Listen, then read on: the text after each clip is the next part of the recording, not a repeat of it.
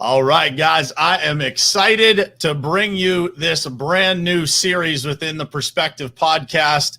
Today is the first of many exciting interviews that we have lined up for you with some absolutely world-changing entrepreneurs. This new series is called Powerful Perspectives, and my goal of this series is to provide our listeners and viewers with a look inside the lives and minds of those who have done some incredible things in their lives and show you how much power perspective really has when it comes to creating success and fulfillment in your own life. So when it came time to decide who was the first person we would talk to for this new series of the podcast, the guy that I am about to introduce you guys to was without a doubt the first person in my life that I wanted to introduce to all of you. So we're going to jump right into it here, and I'm going to introduce you right after this. It is ultimately important for you to look at your goals, truly what you want to do in your life, and then look at the people who you spend the most time with in your life and figure out if that lines up. For those of you who are watching this, you can see his smiling face, but man, this guy comes, really, he doesn't need much of an introduction. I got the honor and privilege of introducing him at the Top Contractor School retreat down in Fort Lauderdale just a few months ago. Over the period of time of, kind of leading up to that retreat, and then, since the retreat, I am honored and privileged to call this guy a friend. So without further ado, I want to introduce you guys to my good friend, Ben Newman. Brian, you know I love you, brother, and I'm so excited for this. And, one of the interesting things, at least for me in life, is that you meet people, and then you meet people that you're like, I think I knew this guy for a while. And I'll tell you, when I showed up to the event, and I was coming from another event, and I got into the hotel late, and just the enthusiasm, the energy, like it was like 10:30 at night, and you and I just sat there at the bar, and it was like great to see my buddy that I haven't seen in 10 years or 15 years or 5 years.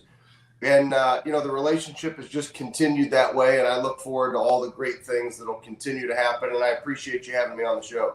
Yeah, man, you were without a doubt the first selection, and for many, many reasons. Most of those, you kind of alluded to there. It's like when you meet somebody in your life and you feel like, man, I've just known this person forever, although I might have just met them. It just makes a lot of sense to continue trying to do things together. And so happy to have you here, brother. And I want to dig right into the background of your perspective, how it has shaped you and your life, and kind of some of the things that you've been able to accomplish. Lots of people talk about the Ben Newman that everybody knows, right? The guy that coaches some of the biggest names in sports and some of the biggest college football programs and athletes of every different background in professional sports. But I'm going to let you explain who is Ben Newman behind the scenes, and who is the guy that kind of before all of that started. Who is the real Ben Newman? Well, it's not only, before all of this started, I still feel like I'm that same guy. I never hesitate to let people know that I'm an emotional guy. I cry when I watch Extreme Home Makeovers. That's never going to change. It is who I am. I'm typically crying after 5 minutes of meeting a football team, or whether I'm at a corporate speaking engagement. It's just the way that I am. And I had to grow up fast. So many of your listeners, I know, you talk about perspective. You've attracted an amazing following of people who listen because what you bring is real life. And that's what I had to experience at a young age, was real life and perspective. And I know we'll talk a lot about my challenge and adversity, but I had to grow up very, very fast, faster than I would ever wish on a young child. And that's my life, and that's how I had to roll. And I was blessed to have people to pick me up off that mat of life when I felt like I couldn't go any further. And it's given me a hell of a perspective. Yeah. So let's dig into that, man. And I think, it's important to talk about your story. Grew up in St. Louis, right? Born and raised in St. Louis, correct? I'm a kid from the Lou. Yes, sir. There you go. And so, I think a lot of people know your story, but why don't you walk everybody through just kind of early childhood and, kind of the thing that has shaped you the most in your life happened to you when you were very young. So let's dig into that first. Yeah, so at 6 months old, my parents divorced. So I never knew my parents together. It left my mom, a single mom fighting to make ends meet. And in 1983, my mother was diagnosed with a rare muscle disease called amyloidosis. And many people have never heard of the disease. Now, we've actually gone pretty deep with amyloidosis, which I know we'll address. But even to this day, there's 45,000 people that have the disease in the world. There's still no cure for it. So in 1983, you can imagine what was the advancement then? Not much of anything. And my mother went to the Boston Medical Center. There were only 2 hospitals in the United States treating the disease, Mayo Clinic and the Boston Medical Center. She meets with a woman by the name of Dr. Martha Skinner. Now imagine she's a mother of 2 boys, single, fighting to make ends meet. You're told you've got this rare disease. In St. Louis, they had a hard time even figuring out what it was. You board this plane, you go, they put you in this old conference room, a rickety old conference room. And here sits my mom with her long brown hair, her big brown eyes, this big pearly white smile, and she's scared. And in walks Dr. Martha Skinner and proceeds to tell my mother, you're only the second woman under 40 years old I've ever seen or heard of having amyloidosis. You have 2 to 4 years to live. And it's, how do you respond? How do you respond? And my mother decides to take out an old blue Mead notebook, maybe like you used to have in school. Maybe yours was another color, Hess.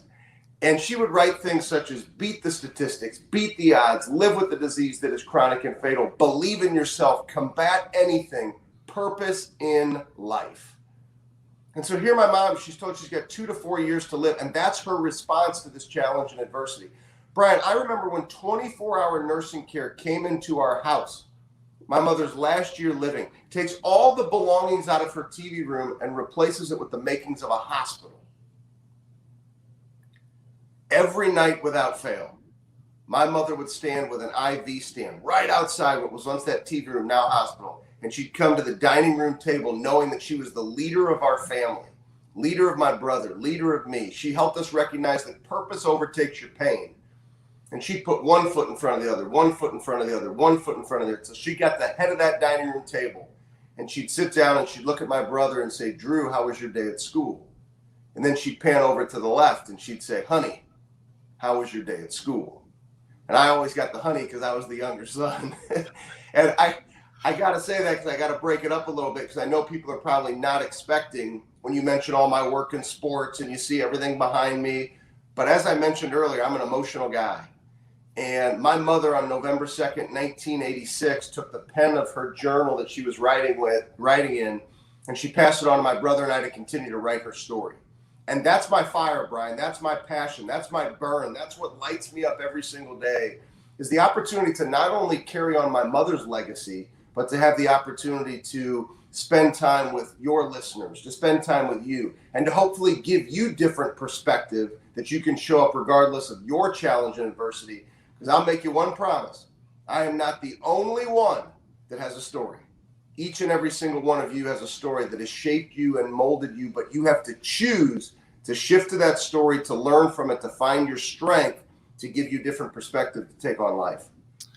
Yeah, it's interesting, man. When you tell that story, and I thought this, when you were telling the story in Fort Lauderdale, I really thought about, how that, everything for me kind of ties back to that word perspective, right? It's similar to what, you call the burn. And I think, how does that shape a young boy? How does it shape your perspective going forward, right? And so a lot of what you talk about and how that has driven you in life, how does that impact you, as a 42-year-old man? How does that shape your perspective from every aspect, man, from business and professional accomplishments to, being a husband, being a father, every aspect of life, those experiences. And it's amazing to me, man, how vivid that is for you, it being so many years, during our conversations, just how vivid that is.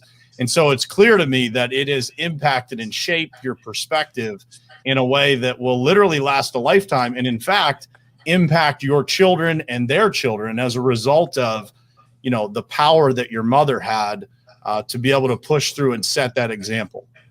Well, I think you nailed it. And, the interesting thing is, for me, there's the business side of it. And I say this very humbly, it's made me tough.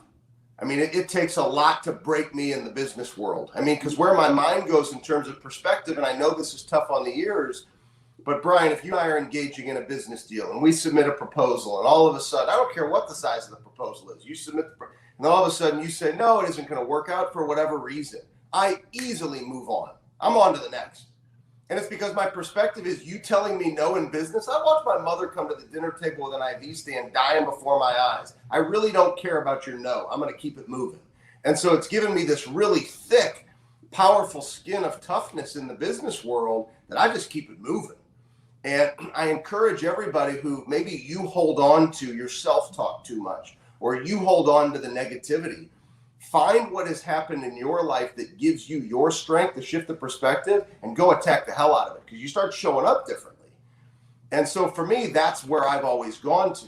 Now, I'll give you the tough side of it where I've made some mistakes. It's as a father.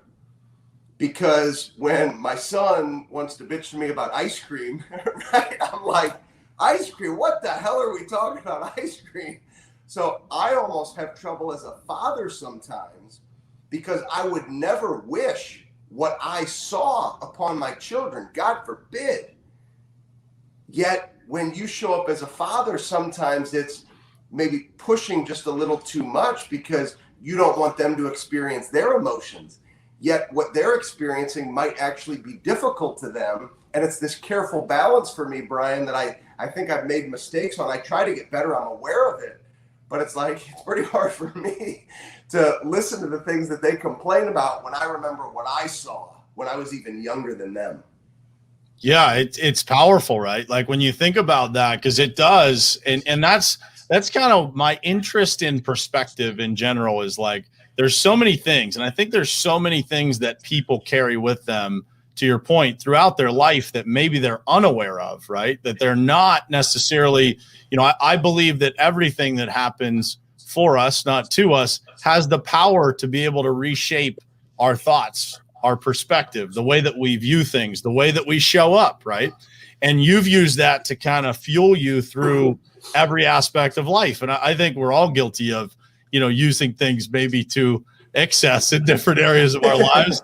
But that goes without saying, and that's how we learn the lessons, right? But so what about in your marriage, man? How has it impacted your relationship with your wife? Has it made you closer? Has it, created any complications that you guys went through as a result of that? Well, my wife, Amy, is one tough, driven, powerful woman, and a beautiful woman as well.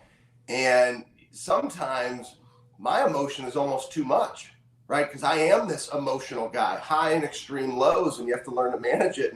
And I make that joke about extreme home makeovers. That's the truth, right? I mean, we'll be laying in bed. She's like, the hell's the matter with you? Like, we could be watching American Gladiators. Did you see what that Brian Hess had to overcome to compete tonight, right? I'm like, and she's like, my goodness, what is wrong with you? And so, we're different in so many different ways, but I think our differences is what makes us great. And one of the things I'll share, which is super powerful, my wife doesn't really like sports. She's very proud of the work that our organization has done and our team has built. Not a big fan of sports. So it doesn't matter if I'm at the University of Alabama, doing work with Coach Saban and the team, or if I'm on the sidelines with Kansas State, or I'm going to visit an NFL player, or at a massive organization, let's say $1 billion construction company that I work with. I come home and there's some dog shit in the backyard that needs to be picked up. There's some trash that needs to go out. I mean, you're a dad. And what that's actually done for me is that it reminds me that the most important thing is what goes on in this house. And I better be super intentional, even though I'm not perfect, but I will fight to be the best that I can be, whether I'm being too emotional or whether I have a tendency sometimes to have some of my attention go elsewhere. Is I got to shift my perspective and be reminded because of how she has done as an unbelievable mother and leader in our family. You got to keep this right within this house. Yeah, amen to that, man. I look forward to meeting your wife sometime soon, brother. That's for sure. So let's go, past that date. So, past that point in your life, who is raising you after your mother passes? Like, what does life look like after that? So my father actually moved back into the house, and so my dad had his own set of challenges, and part of those challenges led to the divorce, and he was left with no choice. I mean, you talk about a shift of perspective. His perspective was, sir, you have no choice. You got 2 boys you got to raise, and he had to go through some perspective, right? I mean, you move back into a house where he and my mother were divorced, and so that's a challenge in and of itself. And then he was met with challenges that have actually taught me a lot about courage and perseverance that he overcame to be the best father that he could be for my brother and I. But I was met with a lot of challenge in my relationship with my dad. It was that double-edged sword that nothing was ever good enough. And he pushed me and he drove me and he pushed me and he drove me. And so you talk about perspective, it's a double-edged sword that I had to try to manage as a kid. And now as an adult, there's still wounds from it. But I'll tell you what, I actually haven't been able to share this with anybody, but my dad is going through some significant health issues now. And with my new book that came out, I signed a book for him, and I thanked him for pushing me in the book. I wrote down, Dad, thank you for pushing me. And it was the first time that I ever thanked him for what for so long I really took as like abuse. Like, what the hell? I mean, like, who deserves this? And, the perspective that sometimes we figure it out later on in life, but it always happens in the right time frame, was that I was able to thank him for pushing me, because without it, even though oftentimes it was painful, I don't think I'd be the man that I am today. Yeah, that's powerful, man. To be able to look back on that and realize, and I think that, a lot of people can relate to that. Maybe something that at the moment they think they look at a certain way, but over the period of time that people have to kind of digest it and really allow their perspective to be shaped.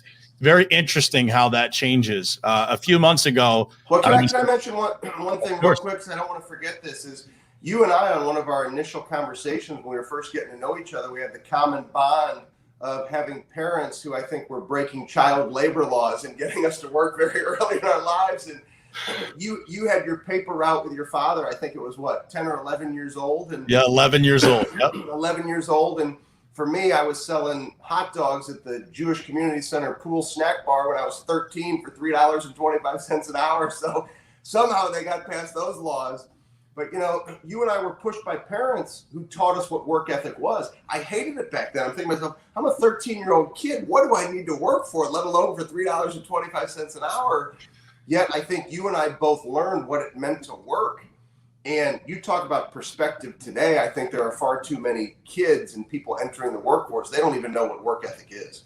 Yeah, no question, man. And it is so interesting to be able to look back on that, man. And one thing that kind of came to my mind when you were explaining that is I was at the Dave Ramsey Entre Leadership Conference a few months ago, and President George Bush, the younger Bush, was there.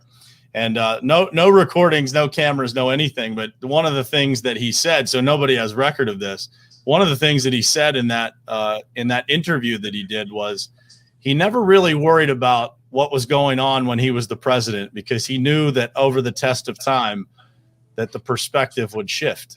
Mm.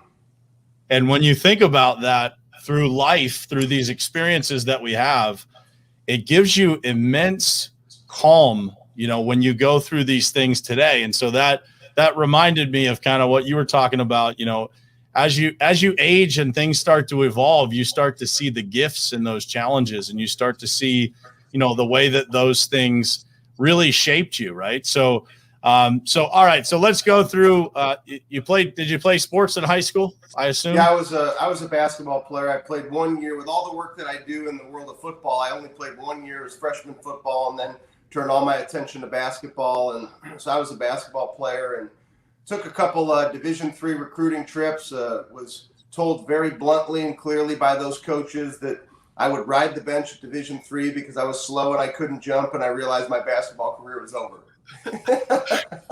Gotcha. And so you're a Michigan State guy. I know you're very proud of that. I got a lot of people. I was smart enough to figure out they were going to win a national championship. So being a lover of the game of basketball, that's where I picked to go to school. And then I was there when they won the national title at Mateen Cleave. So I did have that figured out. There you go. So you go off to Michigan State. What is that period of your life like? Are you a studious college student? Are you having a little bit of fun? What does that look like? You know, I definitely have always enjoyed having a good time and having fun. I mean, you're one of the largest campuses in the country, 45,000 students. And so I absolutely loved it. But it was talk about perspective. It was an interesting experience because I wanted to go to the University of Missouri. And that's where my dad went. I wanted to follow my dad's footsteps. And my dad said to me, once I got accepted, he said, "You're not going to Mizzou. You're going to go there and party away your education." So I, of course, once again, not only did I know they were going to win the national championship, I knew Michigan State was a party school, and he had no idea. So we show up for the first week for orientation, and he's dropping me off because it's when you're out of state, you just kind of do it all in one. And so he comes out of a meeting and he says, "Are you aware that this is one of the largest party schools in the country?" And I said, "Yes, sir, I am." And so I kind of snuck that one past him, but I didn't know anybody. Right. And so for me, I've never really run from the challenge of life. I've always loved people. And, a lot of people are like, "Oh my, 45,000 people, you don't know anybody." I said, I didn't know a single soul, nobody. And so it kind of forces you to get uncomfortable. And, certainly wasn't a lesson that I was thinking would be a life lesson I would teach even to this day. But I consistently talk about people staying in the fire, staying uncomfortable, doing the things that hurt, because oftentimes that's where you find your strength. And I learned a lot about myself at Michigan State and built a lot of great relationships. And it was a great school. And, I did figure a few things out by senior year. There were ways that you could play a lot of golf and still get your schoolwork done. And so I had that figured out. But I did have a blast. And I even, worked in college, and I ran a branch of a telemarketing center. It was literally like the boiler room. And so, there's just so many fond memories, but there was always work. There was always relationships. It was always, those things were natural for me. And what did you go to school for? Political science pre-law. Which is interesting in and of itself, because a lot of people wonder, like, political science pre-law, like, you're not an attorney. Why didn't you become an attorney, or why did you go down that path? And my father was an attorney, a very successful trial attorney. And similar to wanting to follow in his footsteps going to the University of Missouri, I wanted to take over his legal practice. And by the time I became a senior, I had recognized, like, I wanted to go make a life of my own. I was going to go into sales because I love people. And I had that experience working for that telemarketing, branch of the mortgage company. And I ended up running that office, and I was hiring my friends and hiring my girlfriend's friends and literally setting up the boiler room, and we were killing it. And I said, I want to go work with people. I'm not going to law school. And I told my father, I'm going to go make a life of my own.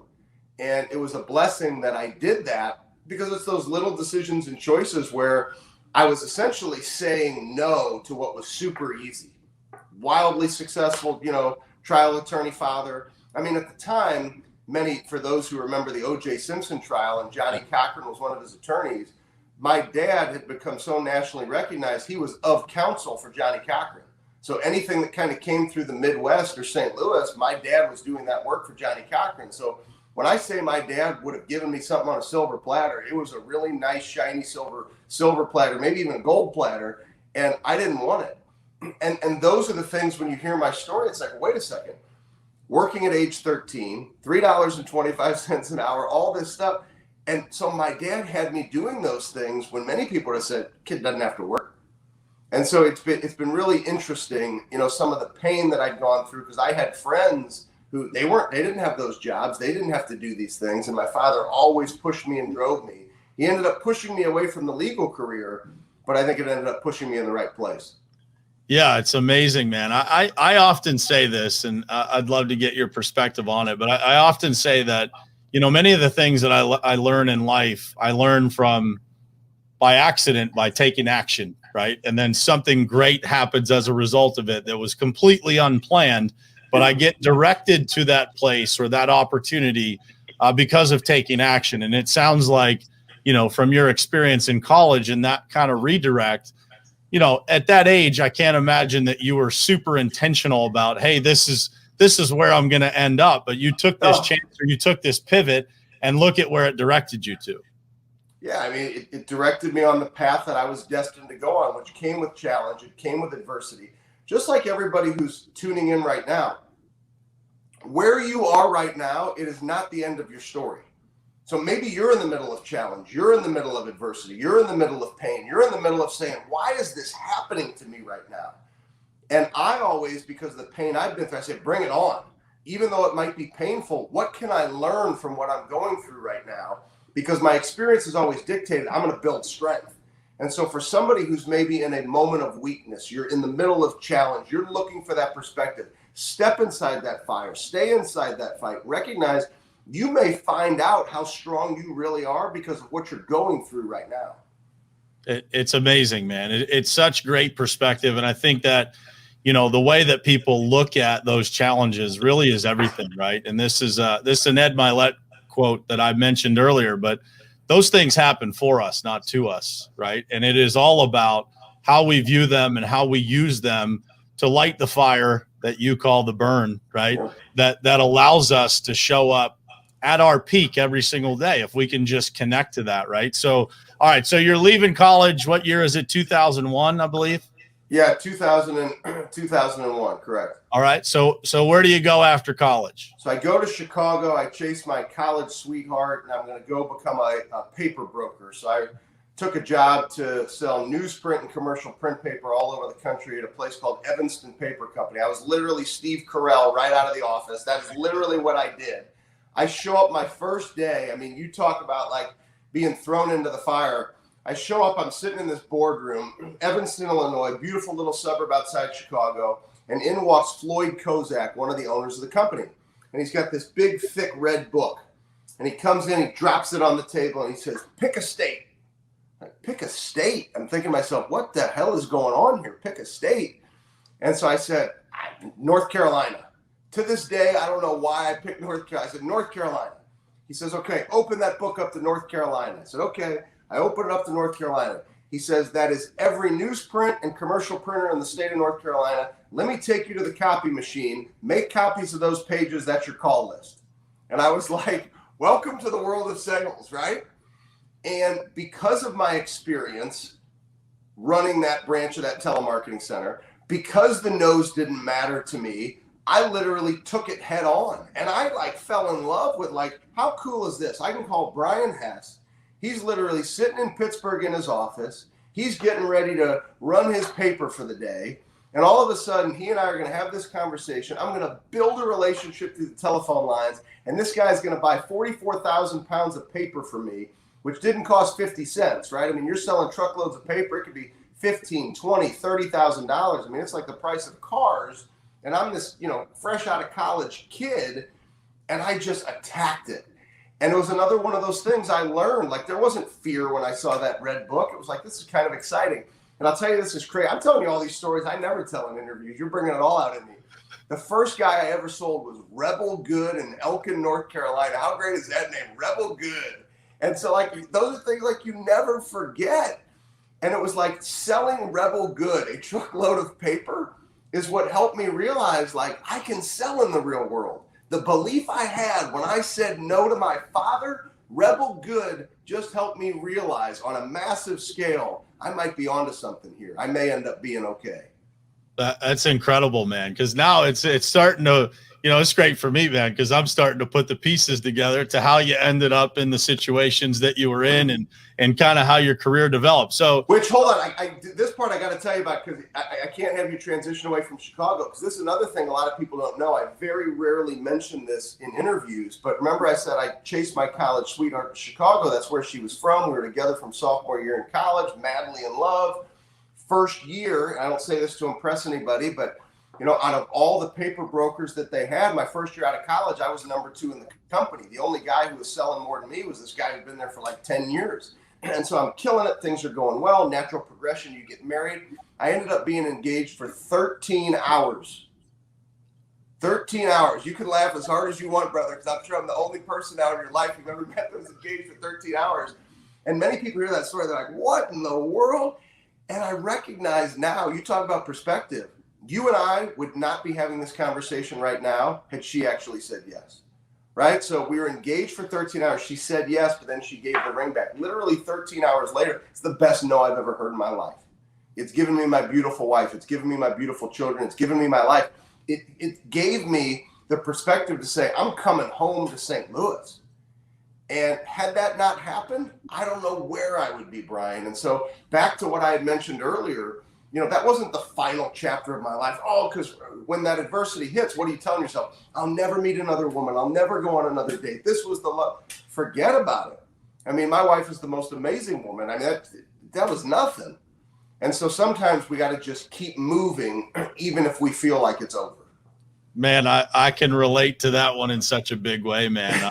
I was married once before Lori, and that redirect, you just don't know what you don't know at certain times, right? And you're right, man, those things of perspective. And if there's anybody out there listening, especially the young people, to your point, young people, those things happen. They think it's all over, right? Man, life's never going to be the same. It 100% will be not the same. It will be even better than it was before. And exactly the way that it was supposed to be. Exactly. So you leave Chicago and you come back to St. Louis. What does that look like? Where are you working? What are you doing? So I interviewed and I ended up, long story short, because there was a little stopgap where I was helping a paper company here in St. Louis, because that's kind of what I knew and done well with it. Sure. That ended up not being pieced together the way that I was sold when I came. And so 3 months after returning to St. Louis's December of 2003, I'm kind of looking, going, what in the world am I going to do now? This isn't what I thought it was going to be. And I went and I interviewed with Northwestern Mutual. And in April of 2004, I became a financial advisor with Northwestern Mutual. And that's really where I always refer to it as I cut my teeth professionally. I mean, really cut my teeth professionally. And learned so much and had amazing mentors, amazing coaches. And, I had a story where life insurance put me through college. I was convicted to help people, right? I wanted to write the stories of the little guy like me who the insurance actually was used for me to go to college, for me to go to Michigan State, for my brother to go to Syracuse. And so there was a lot of conviction, never scared people with my story, but people always felt like there was some passion behind the work that I was doing. And that's what ended up giving me kind of a fast start into the corporate world. And then about 18 months after I started at Northwestern Mutual, there was an office in Chicago for Northwestern. And they called me and they said, what in the world are you doing? And once again, it's not to impress anybody, but I set some sales records for Northwestern Mutual, right? So a Fortune 100 company. And here I am setting sales records for first year production. And one of the officers go, what the hell are you doing? Like, will you come and speak? We'll pay you $500 to come and speak and tell you what we're doing. I'm like, $500 to come and speak for an hour? Like, Brian, I didn't know that was a thing. You know what I mean? Like, you're going to pay me? And so I went, I had this great experience. And the next thing you knew, I started to pay attention to an opportunity to impact more people through engaging in speaking and being able to step onto a stage. And, here we are all these years later. And, I retired from Northwestern Mutual, over 10 years ago, and have been enjoying this journey with a hell of a team that, helps us impact people today. Amazing, man. Amazing. I want to take a step back before we take a step forward into what is a clear question about 2007 and 2008 in the financial world. But I want to take a step back and talk about where were you on 9/11? 9/11, I was actually sitting in my cubicle at Evanston Paper Company. So imagine this, right? You're seeing this happen in New York, right? You're sitting in another major city in the United States. And our bosses, Rich Werner and Floyd, they're freaking out, right? I mean, they're saying to themselves, wait a second, we were in the suburb. We weren't right downtown, but we weren't far away. And literally, you've got these guys going, we're in a major city and we're in a high rise right now. We need to get out of this high rise and get everybody to safety. And the next thing you know, I mean, you're kind of watching the news throughout the day, but I'll never forget that feeling of being in a high rise, knowing what we had just witnessed happen in New York. And, those are things people never forget. Yeah. And what were the days like following that in the business that you were in? Like, was everything kind of, just all out, stall, or was it everything stopped, or did everything continue? What did that look like? There was a short stall in terms of them finding out, for us, because we were in Evanston, it was a little, you kind of have that initial shock, like, hey, we're in a major city in a high rise. But then for us, it was, well, we are out in the suburbs, you're 7-8 miles from downtown. If something were to happen, the likelihood is not here. So it's not like we were out of the office very long, but it definitely had an impact, and it definitely hit people's minds. I mean, that event changed the world. Yeah, definitely shifted everybody's perspective on a lot of different things. And that's why I asked the question. Everybody always remembers a few dates, right? And depending on how old you are, there's different dates. But based on the fact that we're both the same age, that was one that came to mind for me was, that usually creates a pivot. So then you're in the financial industry and the Great Recession is upon us. What is that like? Because that's got to be a scary feeling, being in the financial world and having all these things going on around you. So people may question if I have some screws loose, and I've never claimed to have them all tight. So this might just confirm it. I attacked the hell out of it. That actually was my best year. So I had always fought. When I came into Northwestern Mutual, they had what they called the Forum, which was like the top 2% of advisors in the country. And even when I was in training, somebody said, well, what are your goals? I'm going to hit Forum this year. And, I fell short my first year. I fell short my second year. I fell short my third year, right? Real motivational story here. And then all of a sudden, the fourth year was the year you're referring to. And it was the year that I made Forum, because I knew there was something that was telling me there's people who are so scared right now, they're not going to work. Kind of like what we're seeing right now. They're going to sit on the sidelines. They're going to wait to see what happens. I'm going to attack the hell out of this opportunity. And it was literally in that financial crisis when I ended up hitting that top 2% for the first time. And it taught me that in life, when there's challenge and adversity, talk about perspective, either you sit your ass on the sideline or you keep your ass in the game. And for me, I realized I'm going to stay in the game. I'm going to have that blue collar work ethic that I've always had since selling hot dogs at 13. And I'm going to outwork everybody, and the rest is going to take care of itself. And you realize there were less people working. So my opportunity was actually better. The probability was higher. So I encourage so many people, actually, rather than being scared of what the environment or the world tells you the reality is, you go find your reality. You shift the perspective and go find your area to attack. And that's what I did, and was fortunate that was the breakout year for me. Dude, so glad I asked that question, because it is so comparable, right? And I remember self-development over the years, just kind of programming you to think a certain way.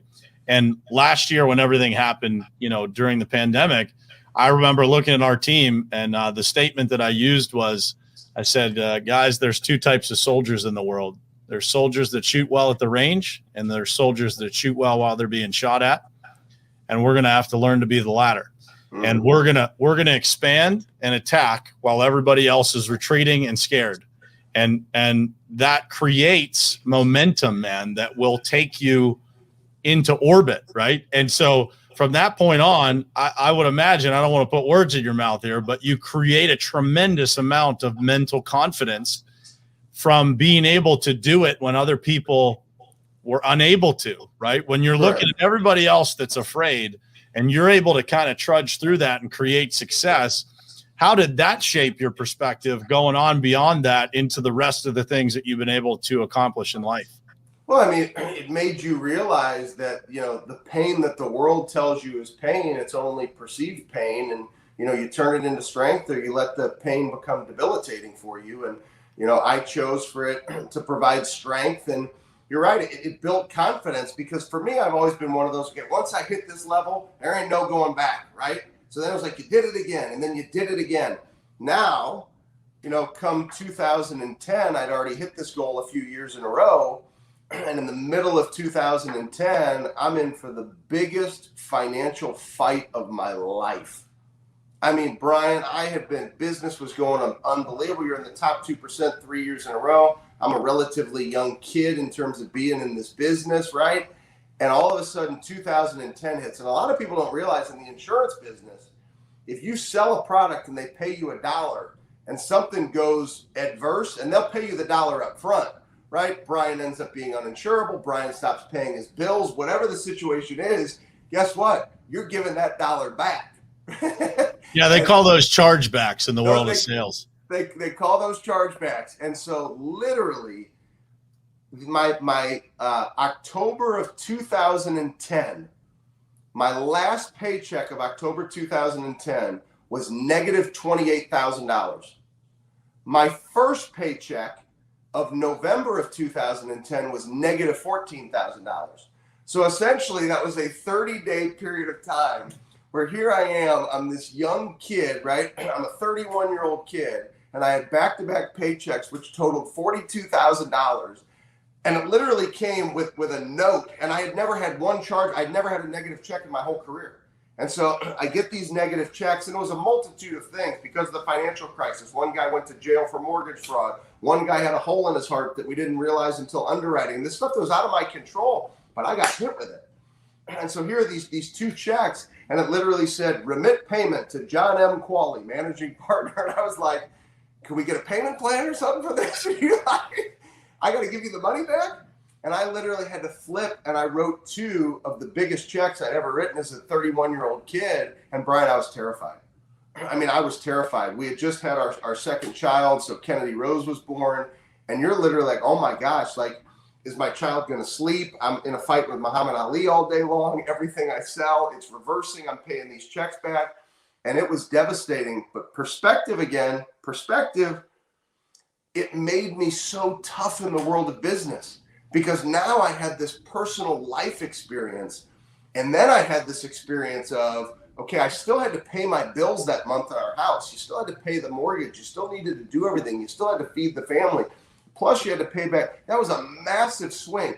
You don't recoup that swing in 30. I mean, it takes a long time to come back from getting sideswiped like that.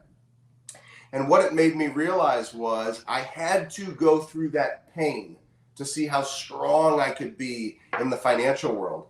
And I'll actually share with you, I wouldn't say the word is struggled, but from the stage, because yes, I was brought in to speak for that first time in 2006.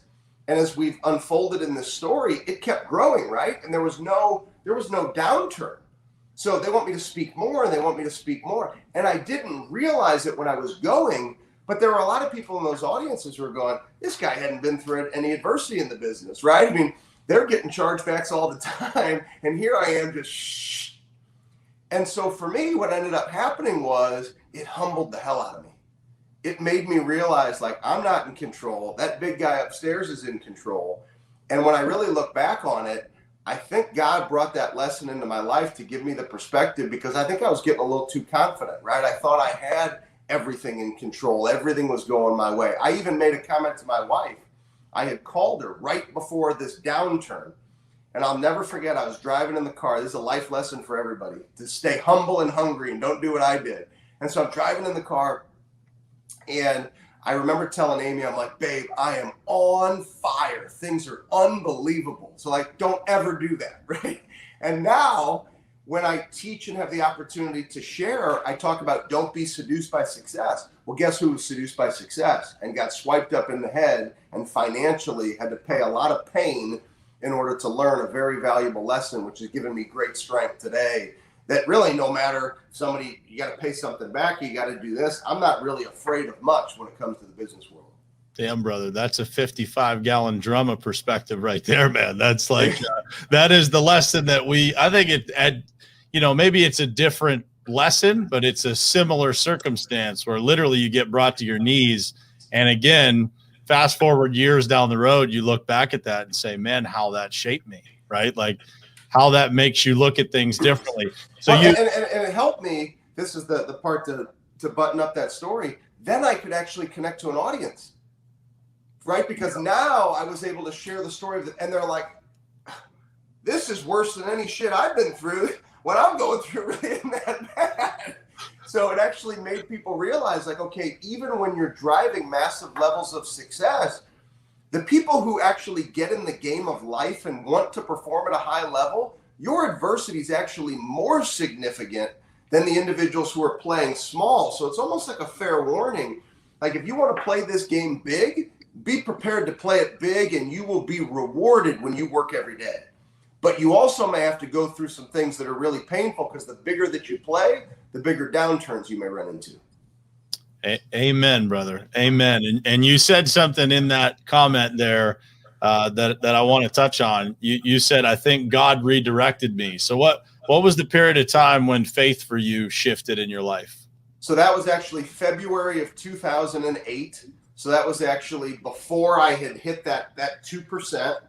So I'm going to give you guys the full story. You guys can tell by now I like telling stories. So it's February of 2008. It was the first week, and I was going down. I was speaking at a Northwestern Mutual meeting in San Antonio, and so was a gentleman by the name of John Gordon.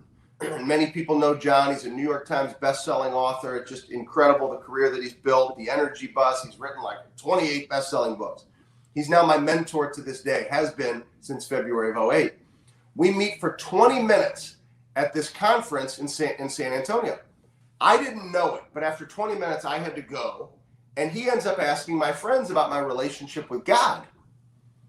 Now, I didn't know, right, until a week later, when I'm back in St. Louis, phone rings with a random number. For some reason, I pick up the phone, I answer, "Hey, Ben, it's John Gordon." Say, "Hey, I need to talk to you about your faith."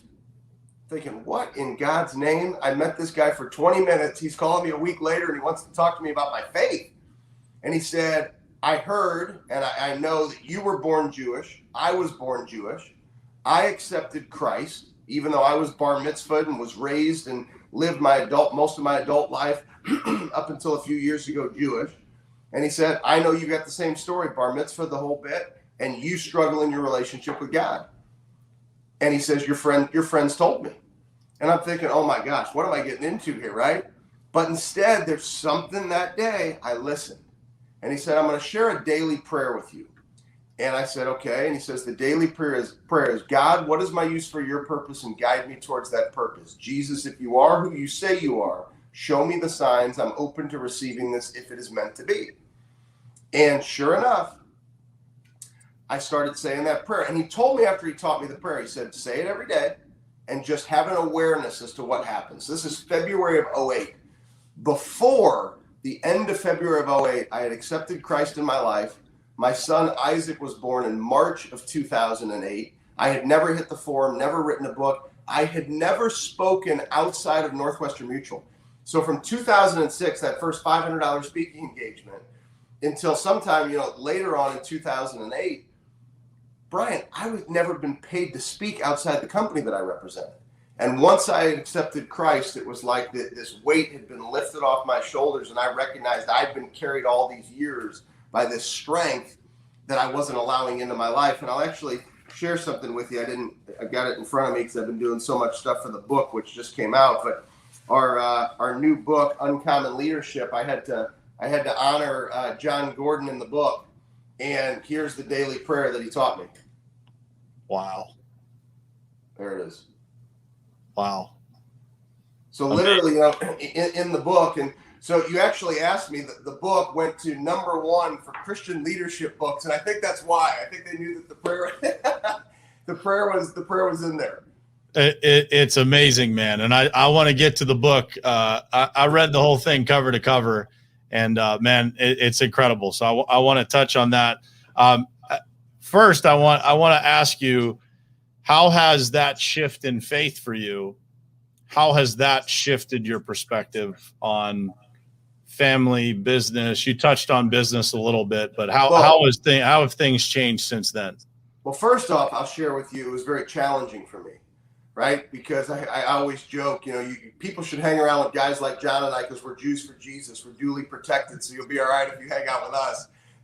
But you don't hear that very often. You don't hear many Jewish people, right? Because, the Jewish religion has very much become, because of the Holocaust, because of our background, because of what Jews had to go through, what they had to endure, the sacrifice that so many made. I mean, just on my dad's side alone, there were 18 relatives that died in the Holocaust. There's a lot of pain that really keeps Jews together very strong. It's very rare that a Jew accepts Christ. And so it was tough from a family perspective. I mean, I even remember when I came home and I told Amy, like, I had officially accepted Christ. She's like, you need to make it clear to your family, this has nothing to do with me. This was your decision. Right. And because it was a tough thing. But I recognize it gave me this strength to actually really become a man. And I know that sounds, maybe interesting for some, but, up until that point, like I maybe would have danced around a couple things. I mean, I took it head on. These are my beliefs. This is what I believe. I wasn't alone. And so many things, so many stories just opened up that are really incredible, that taught me so much, that Christ had been with me the whole time. Incredible, dude. Thank you for sharing that, man. I know that's personal, and I really appreciate you sharing it. I have a similar story, and that's why I ask. And, I think it's so powerful for people to find that perspective that can only come from your faith, and whatever that is for people. It can be different for people, but it all boils down to the same, right? So for us, we're both believers, and I think it's the most powerful relationship that you will ever have in your life when you're actually able to connect to that and really discover what's been inside of you the whole time, is what I hear you saying without saying it. It's like, man, it's always been there. And being able to accept that is such an incredible perspective shift in power that you have, that maybe you didn't realize was there before. Well, let me share this with you as well. You talk about perspective, right? Because you go through and friends are questioning, what are you talking about? You believe in Christ now. Here's how we were raised. And I had to have those tough conversations. And this is a story I've shared very rarely. So my mother's caregiver, so you actually asked earlier who came and took care of us. So not only was it my father, but Jewish Family Children's Services, because we have 24-hour nursing care in the house, they actually sent a woman who basically lived with us. Her name was Carolyn Harris, this amazing woman who, while my mom is getting cared for with nurses, she's helping to care for my brother and I. And Carolyn Harris, a couple of years after I accept Christ, is over at our home that I'm sitting in right now. And I'm telling her all about my, faith. And she says, I got a story that you're not going to believe. She said, when your mother was on some of her last days in that nursing bed in her old TV room that was turned into a hospital, your mother used to ask me to rub her feet. And I used to ask your mom, is it okay if I pray for you before I rub your feet? And she said, I would pray to Christ. And I would openly say my prayer and I would rub your mother's feet. She said, towards the final days of your mother living, I would walk in, and before I would touch her feet, your mother would ask me to pray. Wow. And so here I was, and she didn't ask her to pray. I mean, she asked her to pray to Christ and to say the same prayers that Carolyn always said. And so here, you're kind of struggling. So this powerful lesson from my mother, we're talking, my mom died in 1986. This is probably 2010. So you're talking almost 25 years later, I'm learning this powerful lesson from my mom. Just go be you and accept what is meant to be in your life. And it came through Carolyn Harris, the woman who was my caregiver. I mean, Brian, it's wild, the stuff that happens in life. But I needed Carolyn to be in my home to tell me that story, for me to have the strength to continue to be convicted that this is who I am and this is what I believe. So incredible, man. And you and I have shared several God stories just in the short period of time that we've known each other that have been incredible. And our buddy Keith Calloway likes to say, it's not odd, it's God, right? Mm. Those things that happen and those alignments and those things that are really unexplainable, right? Outside of, it just being meant to be, those things that give you goosebumps all over your body, man. Those are real. Those come for a reason. If I could mention something about Keith, this is interesting because, Keith and I haven't spent a lot of time together. We did down at the top contractor school event in Fort Lauderdale, but the manner in which he walks, and he's not like a real, I wouldn't say it's a ginormous ego, but there's a belief and an energy to him, his relationship with his parents, the way that he wants to continue to honor his parents, the work you can tell there is a strong influence of Christ in his life, and he doesn't have to tell you he's a believer. You can just tell in the way that he walks, the way that he engages with people. It's a very powerful energy. Yeah, it's amazing, man. And you can sense that. And I've shared with you that, how many people are really attracted to others that believe the same thing without really having any spoken word about it, right? And you end up in the same groups of people that share the same values, share the same faith. are believers, et cetera. So I don't think there's any accident there for sure. It's powerful stuff. So I want to dig into the sports stuff. I'm sure everybody wants to hear about that. And you shared a story about how you ended up at Alabama. And I want to share that with the listeners if you're open to that. I think it's such a powerful story, and the way that all of the stories that you've told, when I said, man, it makes sense of how you ended up where you ended up. You just have this relentless pursuit and a powerful perspective that allows you to drive through any obstacle. And I think that story about how you ended up in Alabama is not only a great story, but a testament to everything that you've said, and quite entertaining in the process. So I'll let you tell it.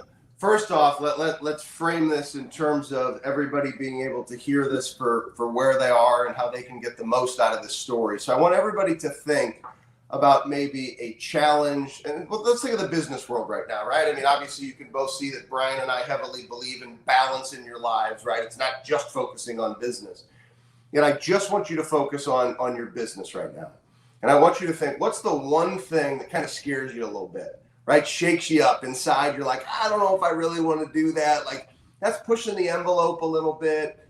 Yet you may not understand yet that pushing that envelope on the other side of it might be one of the biggest opportunities you'd ever experience in your life. So here I was, I hear a press conference from Nick Saban after they won a national championship.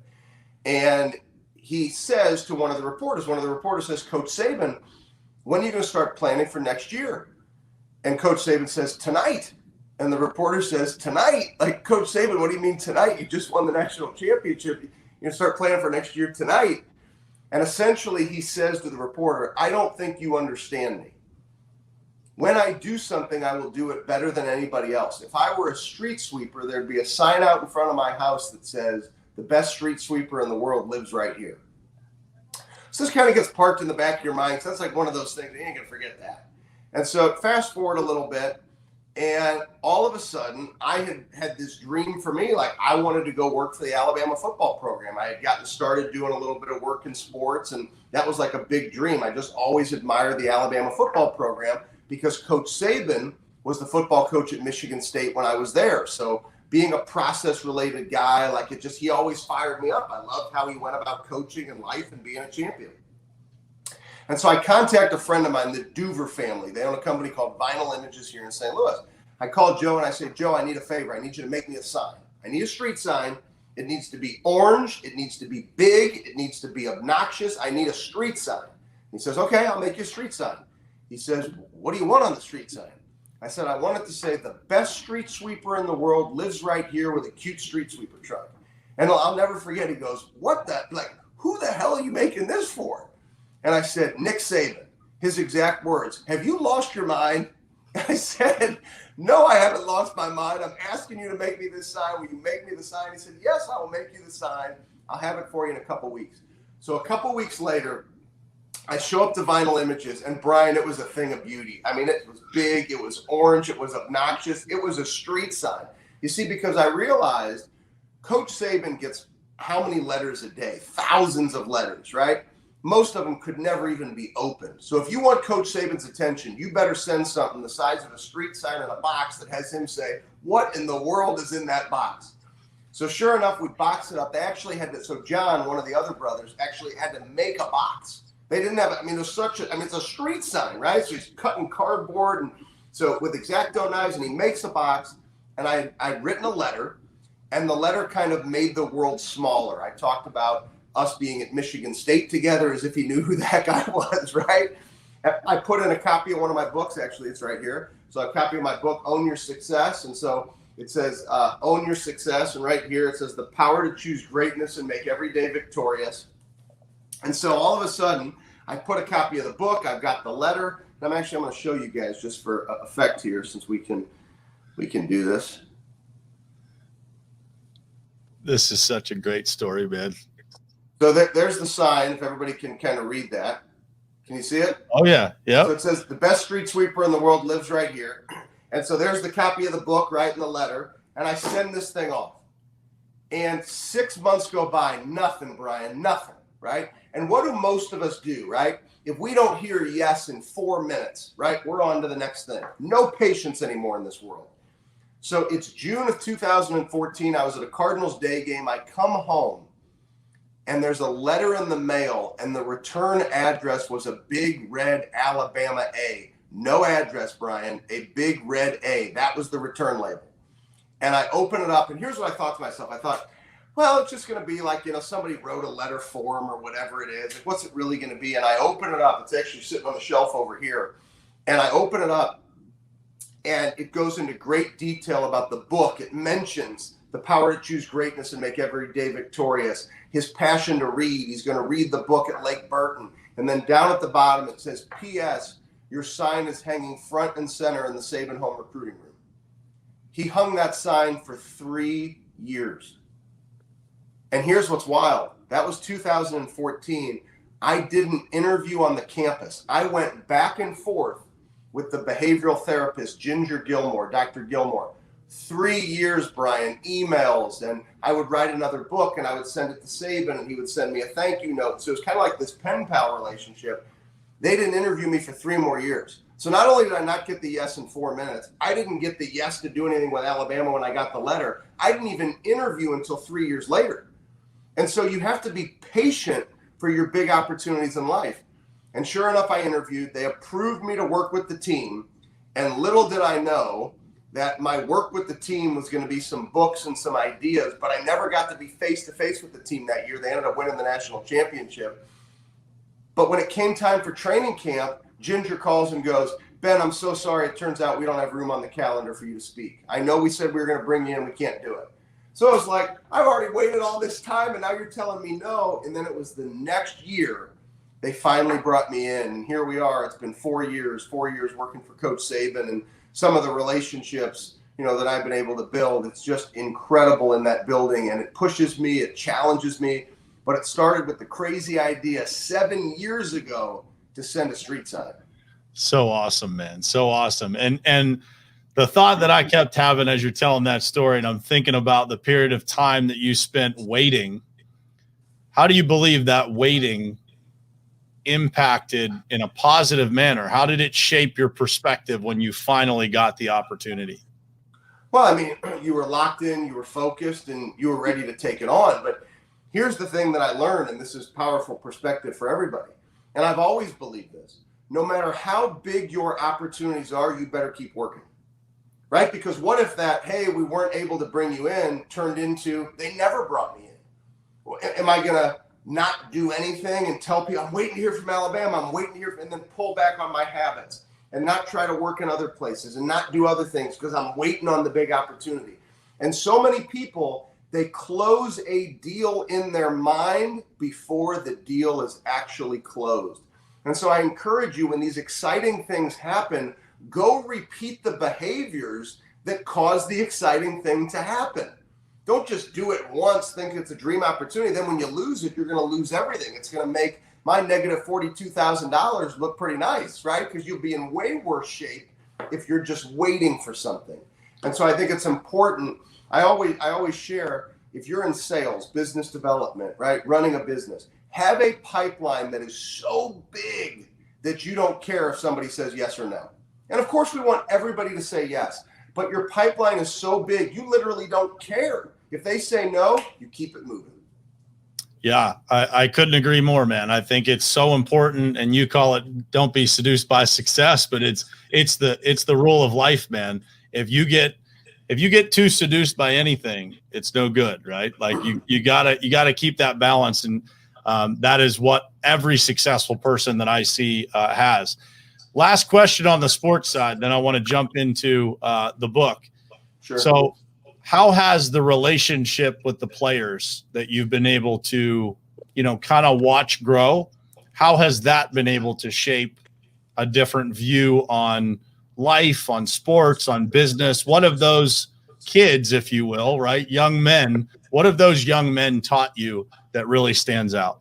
So normally I don't do this on interviews. I'm pulling out books, I'm grabbing stuff, I'm going to stuff on my phone. You got me all over the place asking me all these great questions. I'm actually going to read, I'm going to answer this with something that I read every single day. So in 2015, we came out with Your Mental Toughness Playbook, and it's got the 6 mental training tools that we use in our coaching work. And at the end, you kind of pull all these mental training tools together to build what's called a legacy statement. Okay. And once again, I say this humbly. Some of you maybe noticed I got a handful of national championship rings behind me on the shelf. And so I've been blessed to work with some amazing athletes, some of the best athletes in the world, to win national championships, to do some extraordinary things at North Dakota State as well as Alabama. And here's what I read to myself every day. And keep in mind, I got a Levante David jersey over here. I've worked with the Super Bowl champ. I've worked with a player from the last 4 Super Bowl champion teams. And so it's been in professional and collegiate sports. Yet here's my belief. The championship rings and awards that have been won over the last decade by our clients is not what success is about. The success is about the individuals that we have helped in business and in sports who commonly send updates and pictures with their families and their personal growth and remind us how our messages have changed their lives.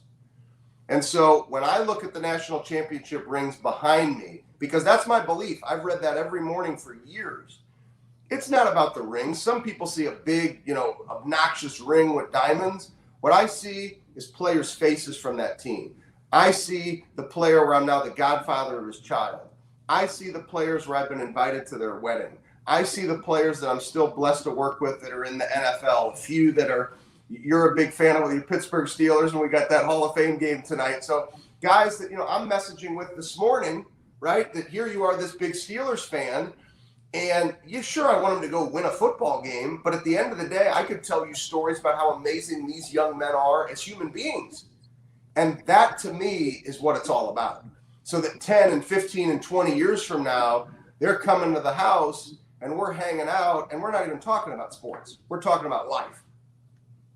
I love it, man. This is why we so get there's perspective for you, right? Because what people think they see is typically not what a coach sees or what the other players see. Yes, we want to win championships. Yes, we want to win games. But to me, it's your investment in giving it everything that you've got every single day, for a commitment to do it with one heartbeat with another team, to have unbelievable relationships that transform your life and how you show up. The byproduct of those 3 things is a heck of a lot of winning. Yeah, it's amazing, man. And I have the same feeling. There's something, I don't know if I shared this with you or not, but on our team at the Pavement Group, we had 2 people last year for the first time ever in their family history buy a home for their family. And, to me, that's success, right? That is, over above any accolades or any money that can be made, the impact and the ripple effect of what you're talking about, those personal relationships and the confidence that people have in our company to be able to plant roots for their children, to be able to grow up in a home that they own. That's what it's all about. That's, that story just solidifies for me why we get along so well and why many of our thoughts and beliefs are right in alignment. So thank you for sharing that. So let's dive into the book, man. I saved the best for last, I guess. So the book was released just a couple of days ago. I am literally on my second time reading it through. I'm reading it on Kindle. So I'm at 17% on my second time through it. But there's a couple of things in this book that really have stood out to me. And it's that the just regular occurrence of what is the title of the book, the uncommon, that people really do.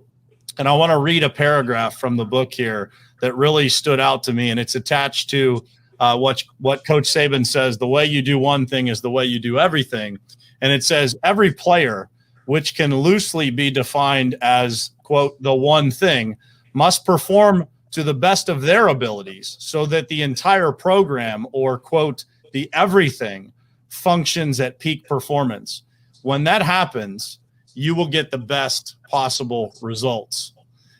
And man, that stood out to me. It's like, if you want to define what it really means to be uncommon, it's that idea of understanding the power of yourself and how that power connects to the rest of that group, team, that organization that you are part of.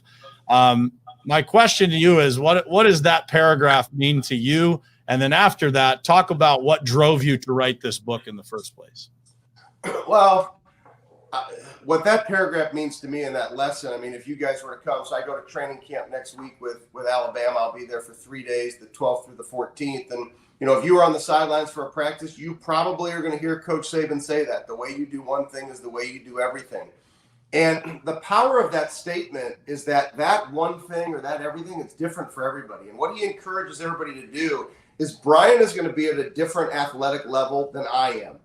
Yet we just need Brian to show up and be his best. We need Brian to look in the mirror at the end of the day and say, today I gave it my very best. Because if Brian can do that, nobody can ever take that away from him, and nobody can ask any more than him giving his very best.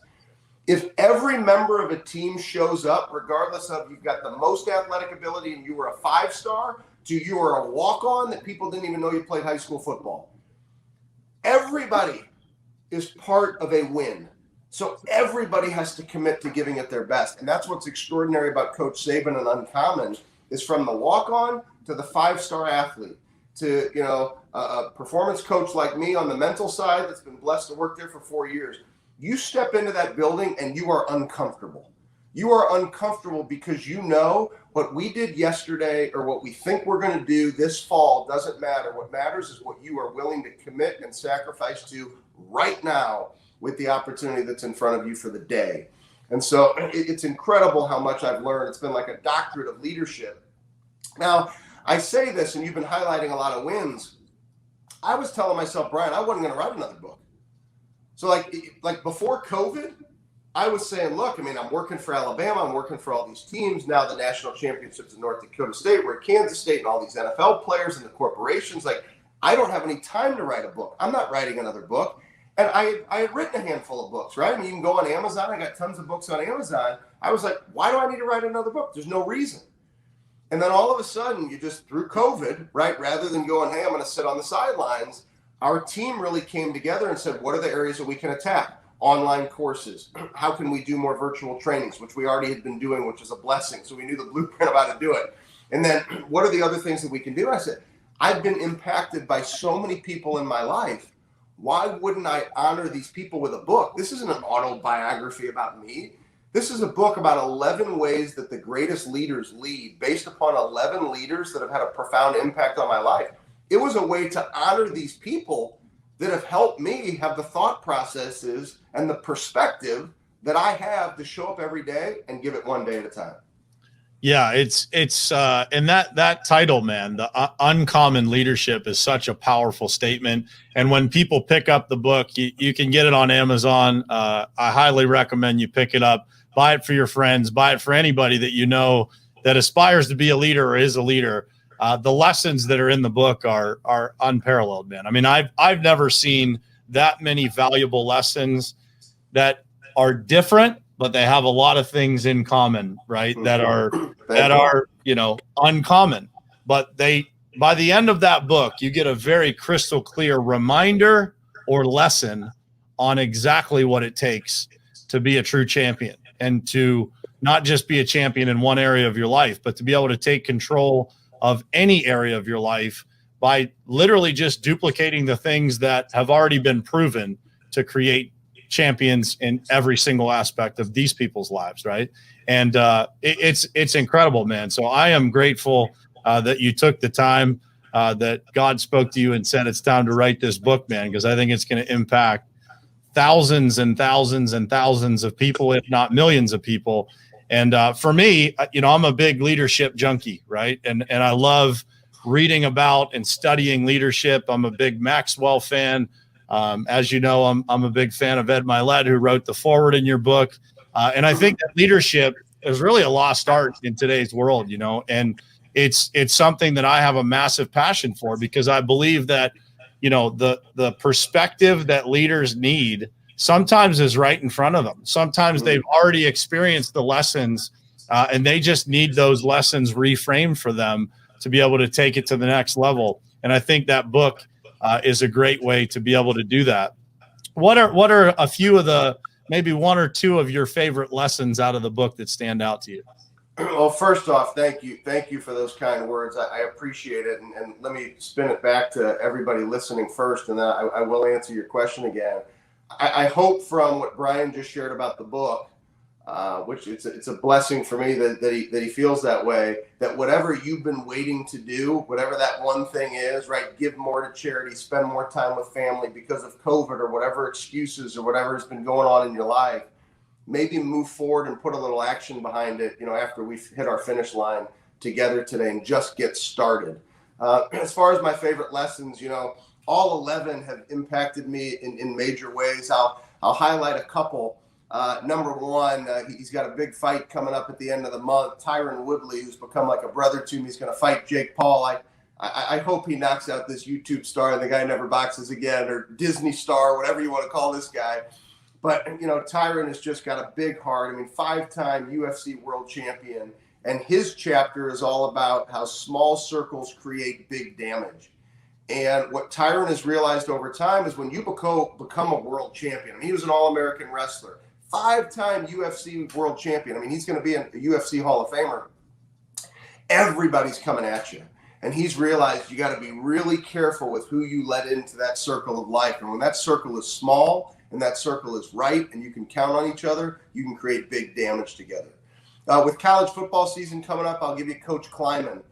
Coach Chris Kleiman, who was the head coach at North Dakota State. We won a handful of national championships together, and now he brought me with him to Kansas State. This is his 3rd year at K-State. He says that find your edge in the details. There's a whole chapter on Coach Kleiman on find your edge in the details. So maybe once you establish, like I did with the book, once you establish, okay, what is the one thing I'm going to move forward on? Okay, what are the little details that have maybe already made you successful in the past with what this new endeavor or goal entails, and go attack them, find the edge in the details. And the last one I'd share with you is, of course, is the final chapter and the lesson I learned from my mom. It's not how long you live, it's how you choose to live your life.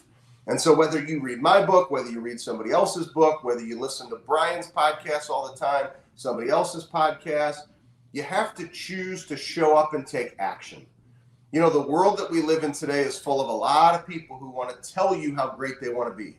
But the real story is told when we have a conversation with your action. So believe in yourself, be an example, make great sacrifice, believe that the greatness lies inside of you, and make great choices to win one day at a time. Well, I don't think there's any better way to land the plane than that, man. That's powerful stuff, brother.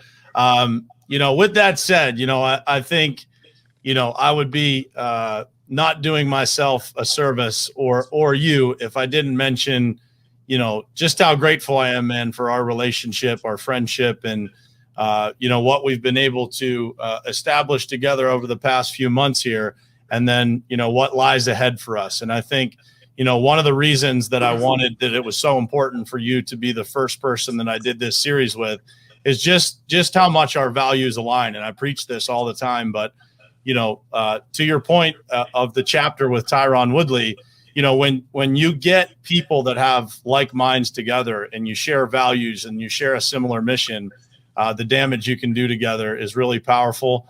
And man, I look forward to doing some damage with you in the future, brother. There are some very cool things to come for the Top Contractor School community between me and this guy right here. And you'll have to stay tuned for those details. But, man, I'm excited. I'm grateful to have you in my life, and I'm grateful for the time that we spent here today. Well, I feel the same about you, and appreciate you giving me the opportunity to have this first episode be together, and most importantly, the relationship, the friendship, the conversations that we've had as we've grown our relationship. It's inevitable every time we talk that there's a powerful energy that's going to do some significant things and make a big impact with some really incredible people. Yeah, no question, man. So stay tuned for that, guys. And Ben, man, I appreciate it. We went way over our time here, but you gave me permission to do that beforehand. So I appreciate you, brother. And for all of you guys, if you enjoyed this, please do us a favor, man. Share this out. Leave us a review. Leave a comment, leave some love on YouTube if you're watching this on video. And until next time, guys, we will see you again very soon here on Powerful Perspectives, the Perspective Podcast. Thank you guys for tuning in. I love you guys, and see you soon.